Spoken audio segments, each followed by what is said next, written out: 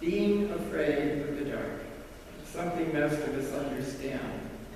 It's likely that we've experienced what our friend Johnny did. We don't like to go into dark places. There's something about being in the dark that upsets us.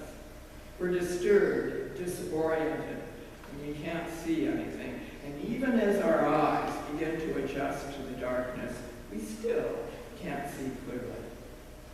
In the dark, unfamiliar shapes confront us and can feel threatening.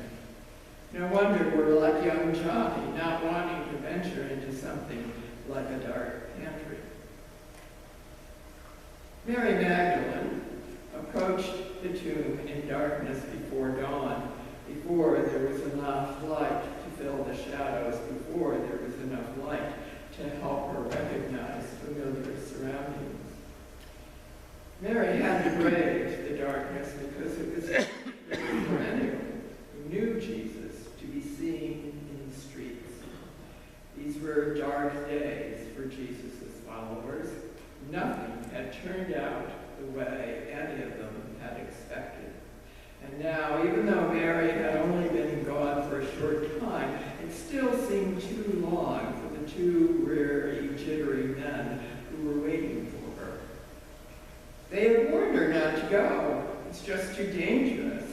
But she insisted that she needed to go to the tomb to check on things. Mary assured them she'd be all right. But now Peter and the other disciple were sitting in their safe hiding places, hoping and praying that Mary would be okay.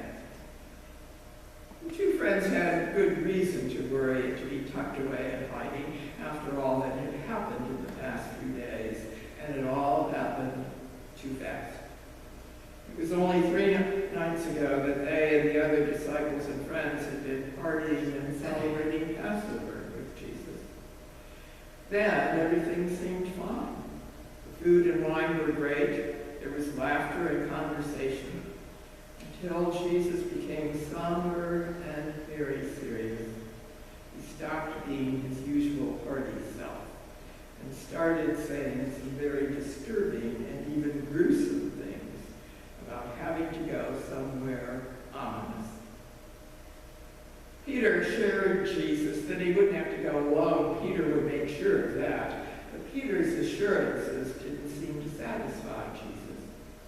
He behaved as though Peter didn't mean what he said.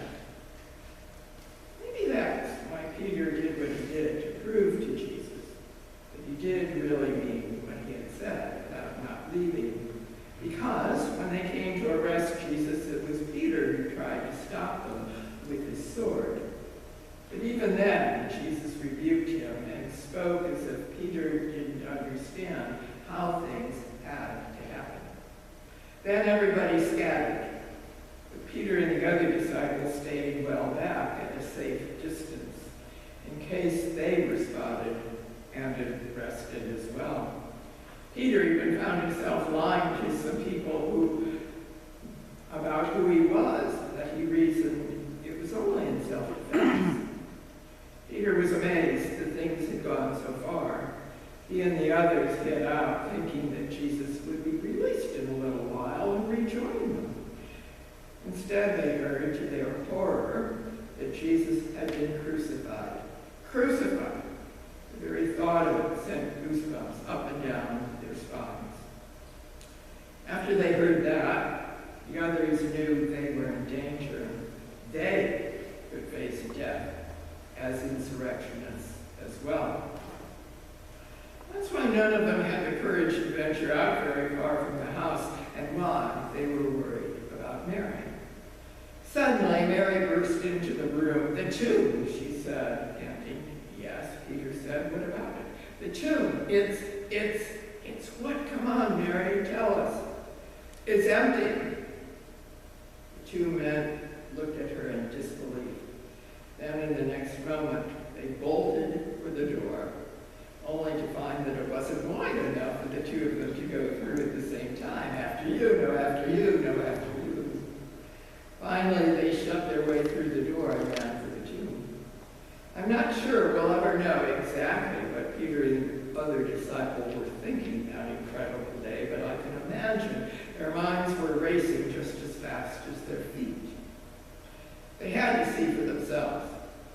true? How can it be? What did it all mean? Why were they doing this? Was this a trap? Were dangers waiting for them in the tomb?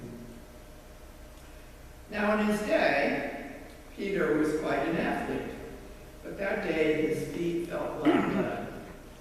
The other disciple outraced him and arrived at the tomb first, with Peter running a close second. After you, no after you, no after you. Well, what was Peter supposed to do? For crying out loud, who in their right mind would want to be the first one to venture inside a tomb that had been mysteriously opened? Finally, Peter took the plunge and crept inside, but he didn't plan to stay long. He glanced around wildly to confirm there was no body lying there. Then he grabbed the arm of his friend and said, "I don't like the looks of this. Let's get out of here." They almost ran out arm in arm, looking straight ahead of them, hoping no one had seen them leave. "Do you think anyone saw us?" Peter asked nervously. "No, we weren't there long enough," said the other. "Tombs give me the willies. How about you?" asked Peter. His friend nodded but didn't say anything. "What do you make of it?" asked Peter. His companion looked thoughtful but still didn't utter a sound.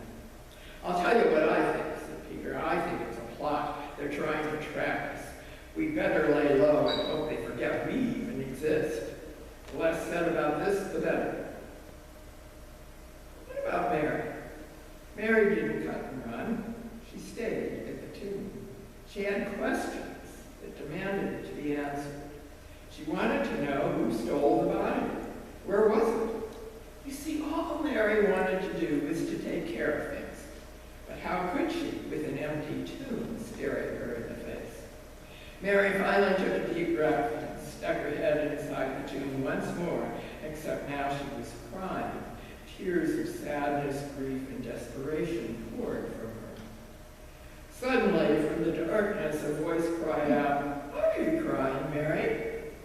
Through her sobs, Mary explained that someone had taken Jesus' body and she didn't know where he was. You see, Mary, like the others, was convinced that someone had stolen the body and hidden it away. She still didn't get it.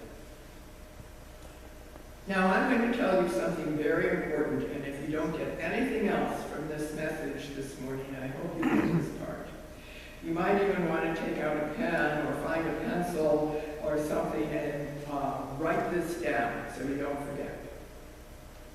Easter, the day of resurrection, is set by the moon. Easter always falls on the first Sunday after the first full moon on or after the spring equinox. You got it? Now I realize that sounds complicated, but it makes perfect ancient sense, since it means that Easter coincides with the greening of the earth. That's the logical part of Easter. However, resurrection isn't logical. It doesn't make sense to us any more than it made sense to Mary. The greening of the earth after a long winter is natural, but resurrection isn't. What we do know is that when a human being goes into the ground or inside a tomb, that's that. You don't wait around for the person to reappear so you can pick up where you left off, not this side of the grave anything. Now, as painful as it is, you're forced to say goodbye and try to get on with your life as best you can. And Mary was no different from the rest of us. She may have been more willing to believe in aliens and spaceships than the resurrection of Jesus. It was no wonder that Mary was confused and worried, because what had happened wasn't natural, and so the only thing she could think was that something sinister had happened to the body of Jesus. The notion of resurrection never even occurred to her, just as it didn't occur to Peter and the other disciple. All they could understand was danger and the need to run and hide. Thankfully, Even though Mary wasn't getting it, she at least hung around the tomb long enough to hear some voices. But that really just added to her confusion. Finally, as she turned to leave the graveyard, she bumped into the gardener without even seeing him. When she did notice him, all she could think to do was to ask him where they had hidden the body. "What did you do with him? Where is he? Tell me so I can take him away." Don't you wonder what Mary thought she would do? Was she going to heave the body over her shoulder and cart him off all by herself? What Mary asked was unreasonable. The gardener didn't seem to mind. "Mary," he said, and that's all it took. Suddenly everything changed. Like the greening of the earth, Mary's world was transformed into something brand new. In that one word, the world was forever changed. Maybe it was the tone of voice or the manner in which he said her name. We'll never really know. But Mary recognized something familiar in that voice, and she knew. Mary's search was over. She had been found. No longer did everything seem lost. No, indeed, now it was beginning to make some sense. For Mary, resurrection is real. It's here. Mary heard it. Mary saw it for herself. Reverend Jill Crenshaw tells this story from her childhood. She writes, "One night, as the choir ran up and down its scales in our little country church, we kids ran up and down the dirt road out back. It was summer, time for that favorite childhood game, hide and seek, and that dumb old Randy had challenged me. Even at age 10, Jill says, I balked when anyone tried to tell me what girls can and cannot do. She declared defiantly, I'll hide so good you'll never find me. It was the best hiding place ever. Way in the corner of the ball field was a picnic shelter. Jill shinnied up the pole into the rafters and waited. After a while, she heard them, voices echoing closer. Finally, Randy and the others sat on the picnic table, Jill's feet dangling just over their heads. Well, she's not here, Jill heard Randy say, and they ran off giggling to hunt some more. Jill says she grinned and sat in the best hiding place ever. Minutes crept by, and she sat there, smug and swatting mosquitoes, in the best hiding place ever. Many more minutes later, Jill still sat there, bored and swatting mosquitoes, in the best hiding place ever. Finally, hot and itching, she ran back into the church, and there, in the nursery, sat Jill's friends playing a hot and heavy game of tic-tac-toe. What are you all doing in here, she asked. Randy answered, we couldn't find you. We got tired of looking. I guess you win. Jill says she stood silent for a moment. It was the best hiding place ever and the emptiest victory. In the end, Jill remarked, everyone wants to be found. Mary found more than she could ever imagine. As unnatural and illogical as it is, resurrection came that day in the cemetery. It came unexpectedly and out of nowhere. But then we should realize that things are always different from what we expect with Jesus. You know, sometimes we forget that the idea God could raise someone from the dead was just as difficult for the ancient people to believe as it is for us.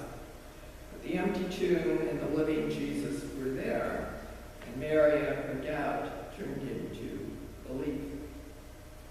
That is the promise of Easter. It's here, it's now, it's forever. Even when we try to hide, somehow the resurrected Jesus finds us, and that's not an empty victory. The best hiding places ever aren't enough to keep the risen Christ away.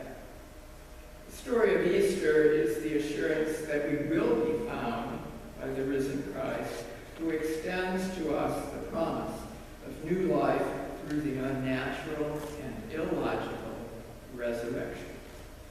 This is the day of resurrection, the day we can say with certainty and joy that we have been found. By God's grace and goodness, we have been given the promise of new life today and always. Shout, hallelujah, Christ is risen. Christ is risen indeed. Amen.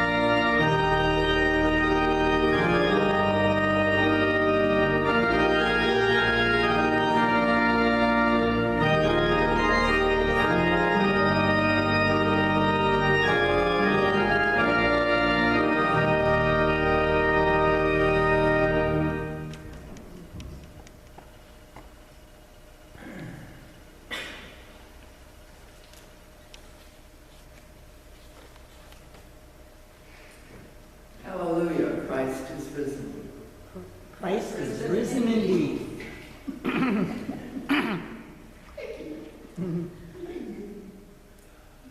That is the joy that we all share today. Along with joys, we often have concerns. I ask that you keep the family of Deb Eckstein in your thoughts and prayers this week. Deb passed away last weekend.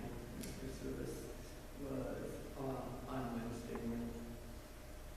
Are there other joys or concerns to be shared or lifted up? Carol? I'd like to share that my sister Ann is making progress on her journey. That's good. Through life with the nursing care that the residents for senior citizens. I'd like you to remember my brother-in-law today. He has an undetermined medical concern at the present time. We will keep in our prayers. Thank